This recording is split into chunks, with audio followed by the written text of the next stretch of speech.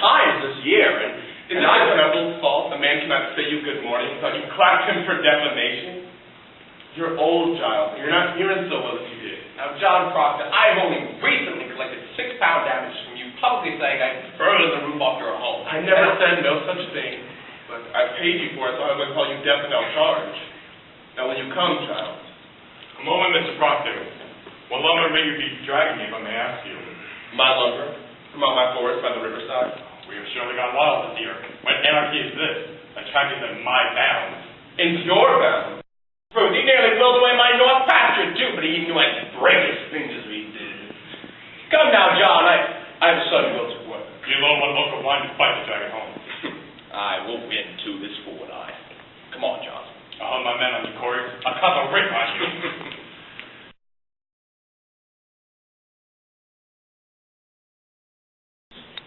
Wherefore is everyone suing each other? Think on it. It is a deep thing and a dark thing. Why, I alone have been in court 6 times this year. Is it the devil's fault a man cannot say you good morning without you clap him for defamation? You're old, Giles, and you're not hearing so well as you did. Now, John Proctor, I have only recently collected £6 damages from you, publicly saying that I burned the roof off your home, and I never said no such thing. So I paid you for it. So I hope I can call you deaf without charge. Now, will you come, Giles? A moment, Mr. Proctor. What lumber may you be dragging, if I may ask you? My lumber. From out my forest by the riverside. What anarchy is this? Attack is in my bounds, sir. It is in my bounds. In your bounds? I bought that track from Goody Nurse's husband 5 months ago. He had no right to sell. It's clear my grandfather's will. That the land Your grandfather. Your grandfather had a habit of willing land that didn't belong to him, if I may say it plain. That's God's truth. He nearly willed away my north pasture, too, but he knew I'd break his fingers when he did. Come now, John. I have a son who wills his work. You alone one oak of mine to fight to drag it home. I will win, too, this fool and I. Come on. I'll have my men on you, Corey. I'll cop a writ on you. Pray you, someone take these. Oh, Mr. Hale, it's good to see you again. Why is there books? What books? I cannot tell. She hides them from me. Who does this? Martha, my wife. I've often awakened at night and found her in the corner reading a book. Now, what do you think of that? Well, that's not... No, it discomforts me, Mr. Hale. You see, mark this. I tried to say my prayers last night, and for the life of me, I could not. Suddenly, she closes the book and walks out of the house, and suddenly, mark this, I could say my prayers again. The stoppage of prayer. I will speak on that further with you. Let's say she's touched the devil, no, but I often wondered what kind of books she reads and what kind of knowledge they hold in them. She'll not answer me, you see. Aye, we'll discuss it. Now mark me. If the devil is in her, we will witness some frightful wonders in this room. So try and keep your wits about you. Putnam, stand close in case she tries to fly.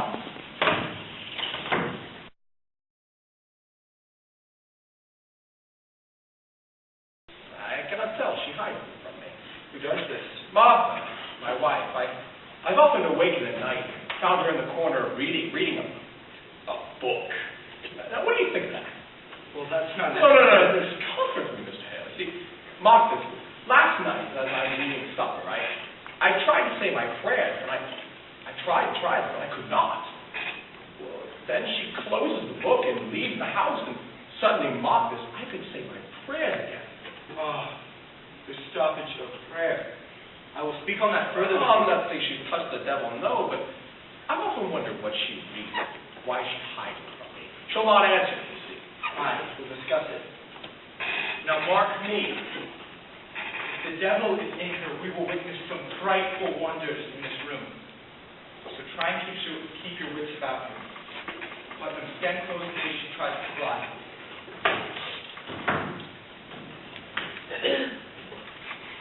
Now Betty's here. Will you sit up?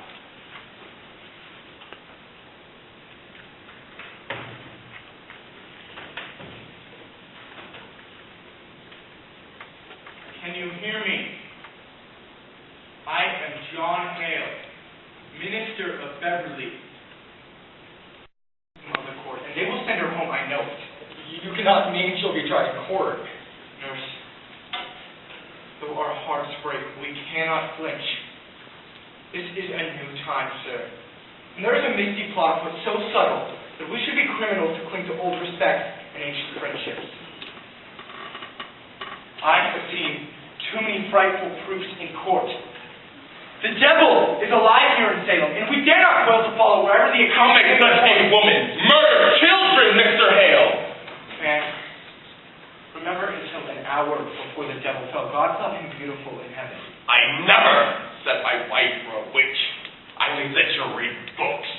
Mr. Corey, exactly what complaint were made upon your wife? That bloody mongrel Walcott charge. See, Walcott bought a pig off my wife some 4 or 5 years ago, and it died soon after. So Walcott comes dancing for his money back, and my wife tells him, Walcott, if you've not the wit to feed a pig, you'll not live long enough to own many. So, he claims that from that day to this, he can't keep a pig alive for a full week, because my wife bewitched him with her balls. Good evening, Chief Proctor. Mr. Cheever. Good evening. Good evening all.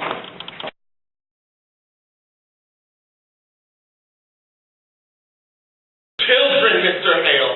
Man, remember until an hour before the God fell, before the devil fell. God thought him beautiful in heaven. I never said my wife were a witch. I always said to read books. Mr. Corey, exactly what complaint was made upon your wife? That bloody mongrel Walcott charge. See, a few years ago, he bought a pig off my Martha, and it died soon after. So he comes dancing back for his money, and my wife says to him, Walcott, if you've not the wit to feed a pig, you'll not live long enough to own it. She says.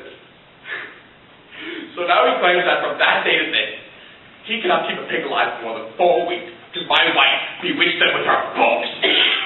Good evening, Chief Proctor. Why, Mr. Cheever. Good evening.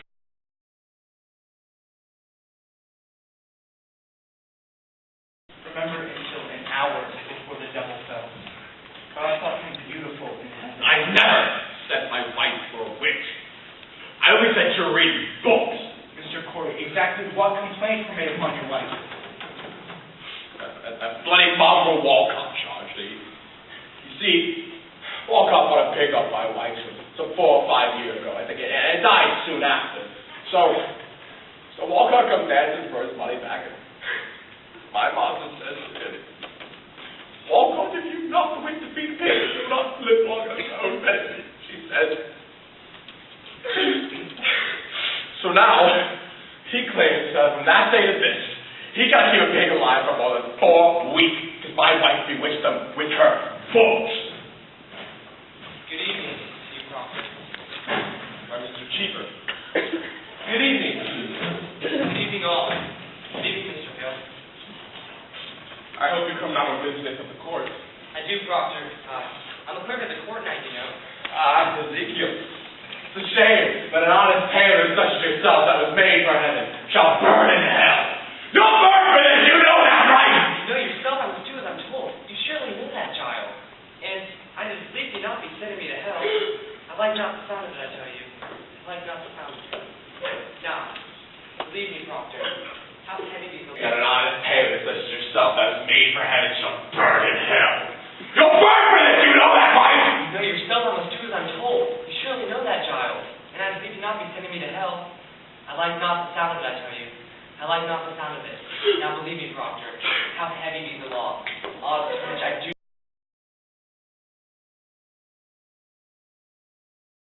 burn in hell. You'll burn for this, you know that, right? You know yourself I must do as I'm told. You surely know that, child. And I believe you not be sending me to hell.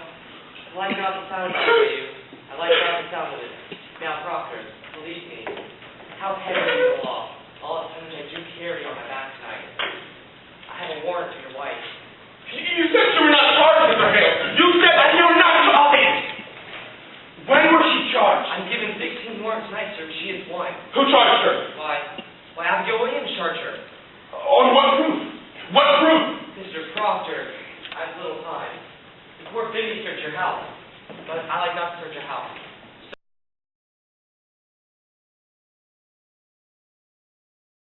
knew about it. She would speak with the deputy governor.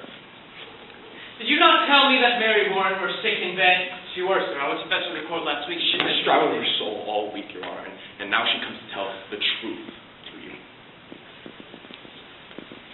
Who is this man? John Proctor, sir.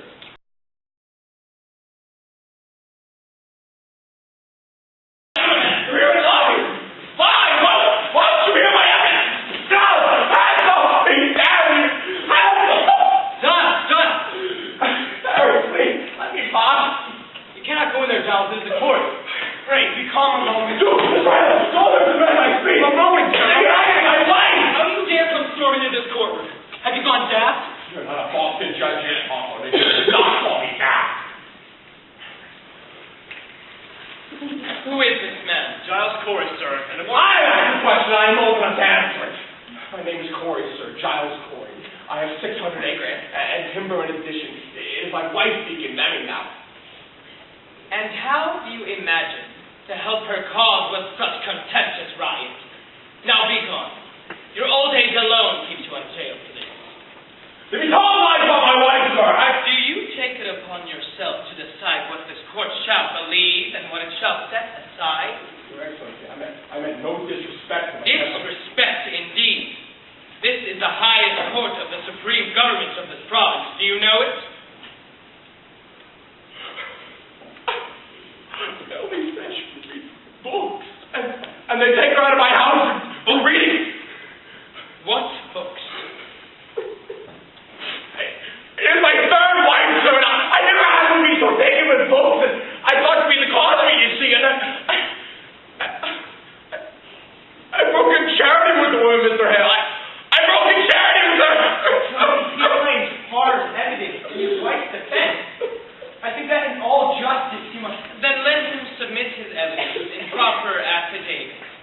You're certainly aware of our procedure here, Mr. Hale. Clear this room. Come now, John. We are desperate, sir. We come here 3 days now and cannot be heard.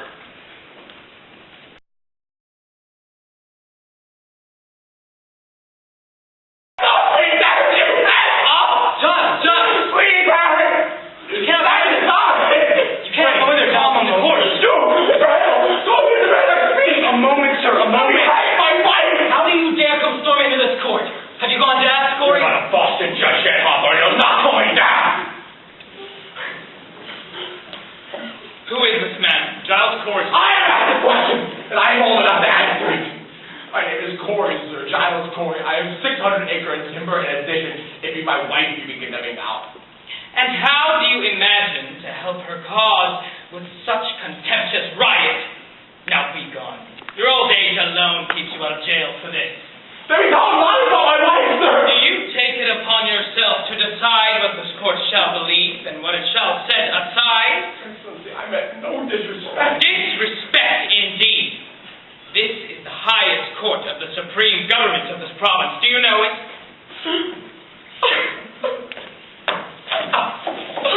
I always said my wife reads books, and they come and take her out.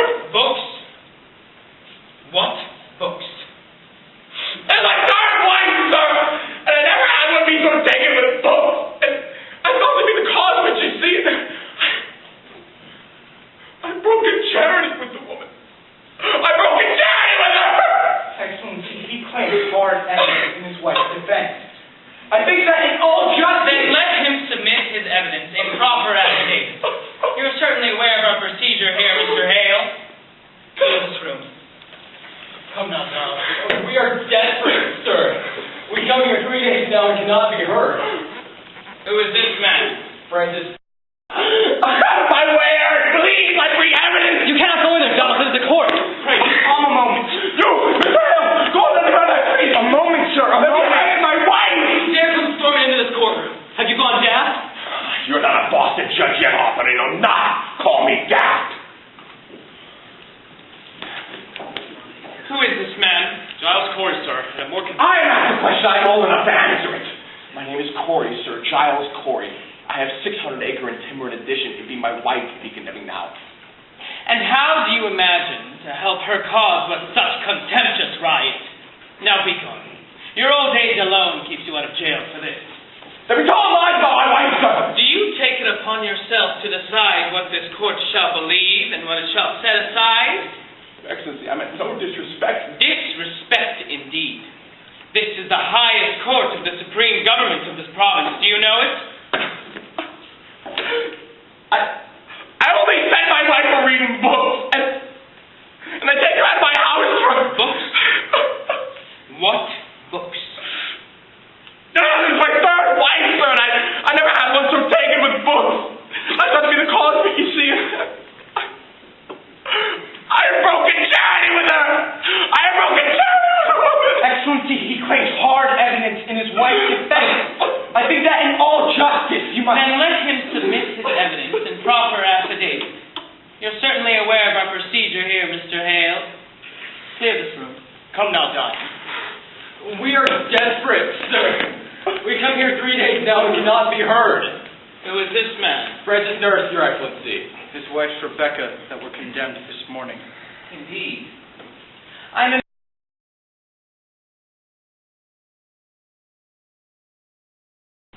I hope you will be one of those. He's not party, I see. No, she's not.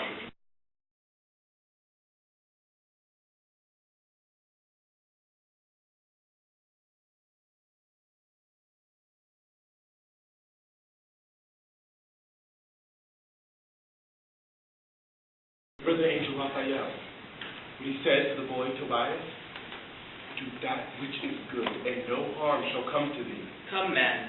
We wait. Mr. John, by deposition, give him mine. I have, Mr. Corey, deposition, sir.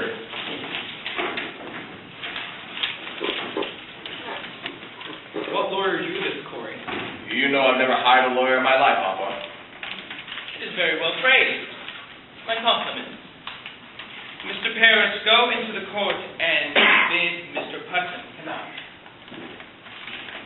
You have no legal training, Mr. Corey? I have the very best.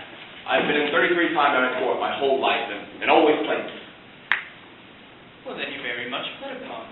Well, I don't say I'm, put upon, but I simply know my rights.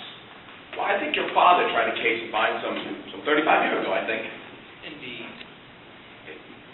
He has not told you. No, I cannot recall it. Well, that's strange.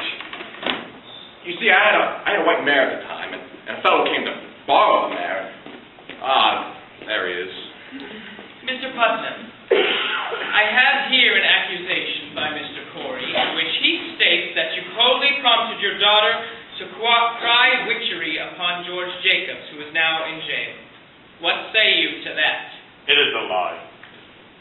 Mr. Putnam states that your charge is a lie. What say you to that? I say, a farce, Putnam, that is what I have to say. Mr. Corey, what proof do you submit for this deposition? The proof is there. See here, if Jacobs hangs for a witch, then his land is up for profit. That is law. What proof, sir? Proof. Proof is here. I have it from a very reliable source who heard Putnam's daughter tell him that he had a very good bit of land coming to him. And the name of this man? What name? The man who gave you this information. I can give you no name. And why not? You know damn well why not. You'll hang if I do. Just contempt, Mr. Danforth. You will surely tell us the name. I have mentioned my wife's name once, and I will burn in hell long enough for that. I stand mute. In that case, I have no choice but to arrest you for contempt of the courts. Do you know that? This is a hearing. You cannot clap me in contempt for a hearing. Oh, it is a proper lawyer. Do you wish me to declare this court in full session now, or will you give me good reply? I can give you no name, sir. You are a foolish old man. I declare this court in full session. Now, Mr. Corey. He was given the story in confidence, sir. And not simply such confidences. Without confidences, there be no conspiracy. I think it must be broken, Your Honor. Mr. Corey, If your informant tells the truth, then let him come here like an honest man. But if he hide in the anonymity, I must know why. Now, the Central Church and the government demand of you the name of him who charged Mr. Thomas Putnam a common murderer. Excellency, we cannot look it more. There is a prodigious fear of this court in the country. Then there is a prodigious guilt in the country. Are you afraid to be questioned here, Mr. Hale? I may only fear the Lord, sir, but there is a fear in the country nevertheless. Reproach me not with fear in the country. There is a fear in the country because there is a plot to top of Christ in the country. But it does not follow that everyone accused is part of it. No uncorrupted man may fear the court, Mr. Hale. None. You are under arrest for contempt of the court. Now sit you down and die! No, child! I'll kill you, yeah! He will pull it all down. Johnny, he hang us all! This is a court of law, mister. I'll have no friends. Forgive him, sir, for his old age. You cannot weep, Mary Warren. Remember that angel Raphael? We said to the boy, hold to it. Now, that is your rock. I'll give you Mary Warren's deposition. But I'll have you remember while you read it, that until 2 weeks ago, she was no different than the other girls are now. You heard her. She screamed. She howled. She swore familiar spirits choked her. She even testified that Satan, in the form of a woman now in jail. We know all this. Aye, sir. She swears that she never saw no spirit, vague or clear, that Satan may have sent to hurt her. And she declares that her friends are lying now. Excellency, a moment. I think this goes to the heart of the matter. It surely does. I cannot say he is an honest man. I know him little. But in all justice, sir, a claim so weighty cannot be argued by a farmer. I pray you, send him home and let him come back with a lawyer. Now, Mr. Hale. I have signed 72 death warrants. I am a minister of the Lord. And I dare not take a life unless there be proof so immaculate that no slightest qualm of conscience may doubt it. You surely do not doubt my justice. I have this morning, Your Honor, signed over. I have it from a very reliable source who heard Putnam's daughter tell him that he had a very good bit of land coming to him. And the name of this man? What name? The man that gave this information. I can give you no name. And why not? You know damn well why not. Go ahead, why do? This is contempt, Mr. Danforth. You will surely tell us the name.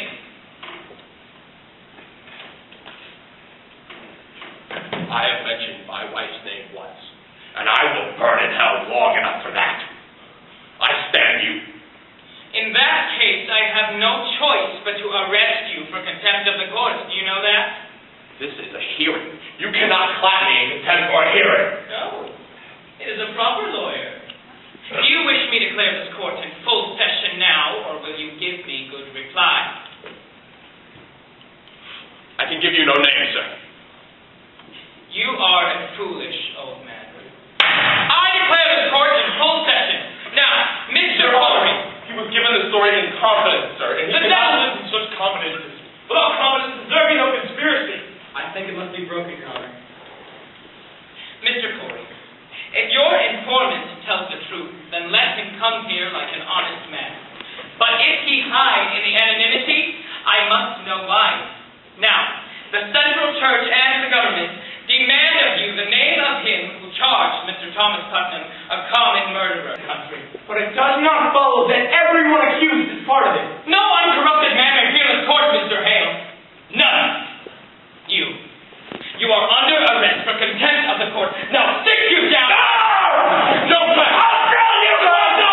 I'll cut your throat.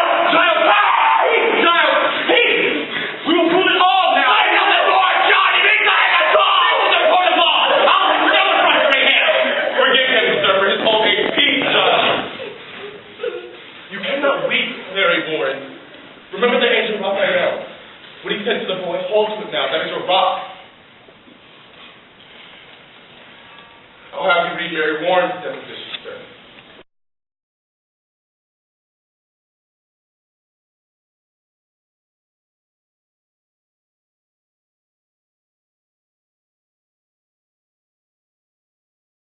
A person must either be counted with this court, or he must be counted against it.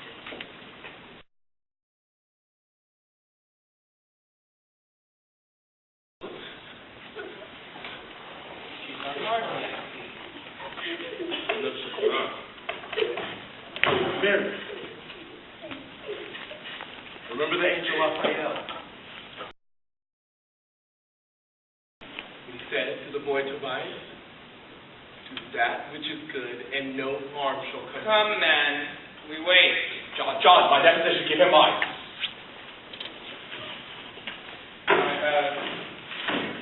Mr. Corey's deposition, sir. What lawyer do this? You know I've never hired a lawyer in my life, Hawthorne. It is very well phrased. My compliments.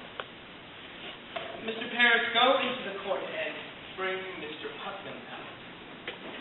You have no legal training, Mr. Corey? I have the very best, actually. I have been 33-time in court my entire life and always... Well, then you're very much put upon. Well, I'll not say I'm put upon. I simply know my rights. Why, I think your father tried a case of my own some 35 years ago, I think. Indeed. He has not told you. No, I cannot recall. That's strange.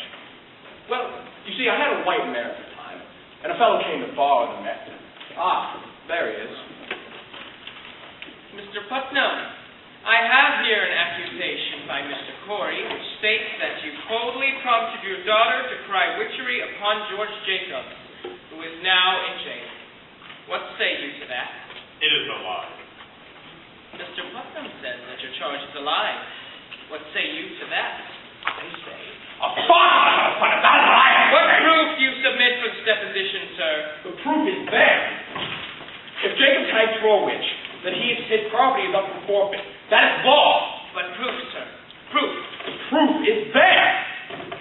Here, I have it from a very reliable source that heard Putnam's daughter tell him that he had a, quote, very good bit of land coming to him. And the name of this man? What name? The man who gave you this information. I can give you no name. And why not? You know damn well why not. Well, I if I do. This is contempt. You will surely give us the name.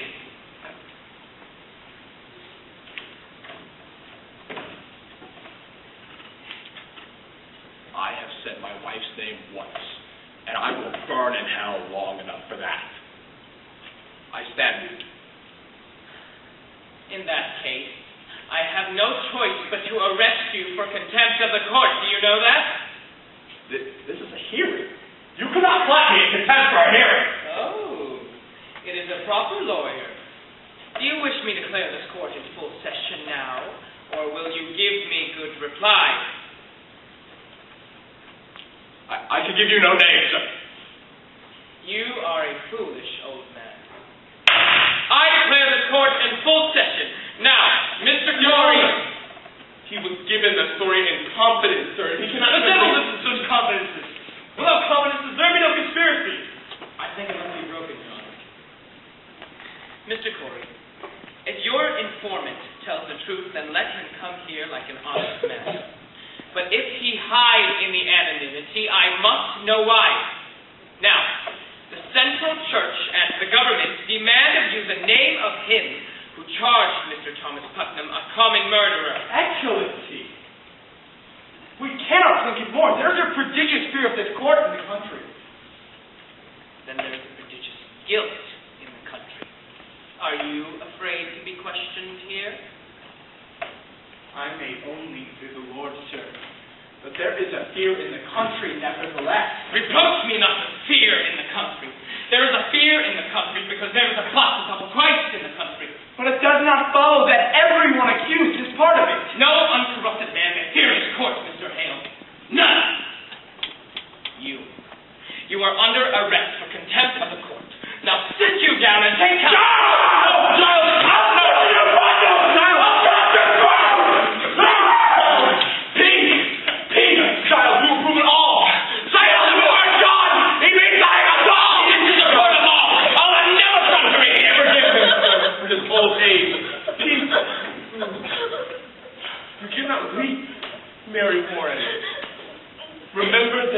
Raphael, what he said to the boy. Hold to it now, grab you to a rock.